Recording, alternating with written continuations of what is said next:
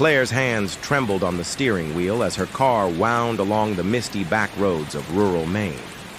The death of her husband had shattered her life, and all she wanted now was quiet, a chance to start over with her daughter Lily, far from the pitying stares and echoing grief. They arrived in the small village of Black Hollow just as the sun dipped below the treetops.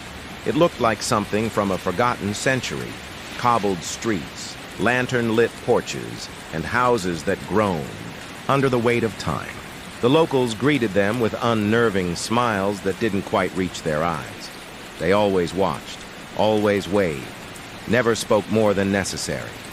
Something about the village felt off, but Claire dismissed it as nerves, until she began seeing figures at the edge of the woods, tall, gaunt silhouettes that vanished when she tried to get closer.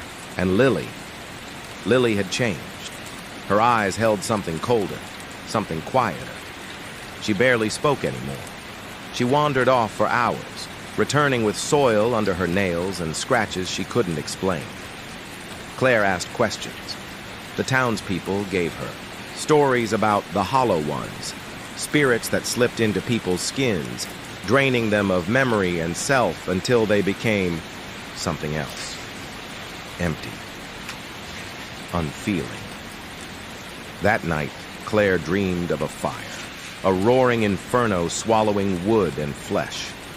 She woke to Lily standing at her bedside, whispering something she couldn't understand. She started to believe the impossible, that Lily was no longer Lily, that the village was infected with something other. Terrified, Claire grabbed her daughter and fled into the night, driving until the trees thinned and a new town appeared. A gas station, civilization, relief. But inside the gas station, the cashier looked at her with a mixture of pity and disbelief.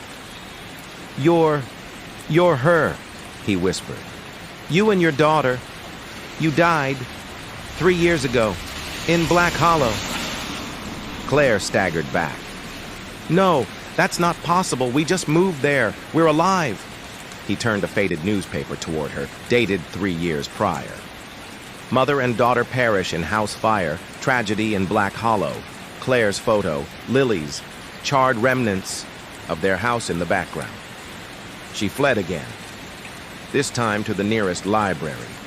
There, in an old archive, she found records of the fire. An entire town had burned, everyone gone. But some believed the spirits remained, too bound to memory to move on. Claire returned to the village, or what was left of it. Only ashes and vines remained. Yet when she stepped into the center of town, she saw it as it had been, alive, whole, stuck in time. She realized then, Black Hollow wasn't a place. It was a purgatory. The Hollow Ones weren't monsters. They were the souls who had accepted their deaths, trying to help others do the same. And Lily? She was still alive, reaching out through candle-lit rituals, desperate to guide her mother back to peace. But Claire had mistaken every act of salvation as a threat. She had run from the truth, clung to the illusion. In the final moments, Claire stood unseen beside Lily at a grave marked with her name. The girl lit a candle, whispered a goodbye. Claire finally remembered the fire, the smoke, the way she'd tried to shield Lily as the beams collapsed, and with the weight of truth washing over her, Claire felt it, warmth, light, and then nothing at all. She faded like breath on a mirror,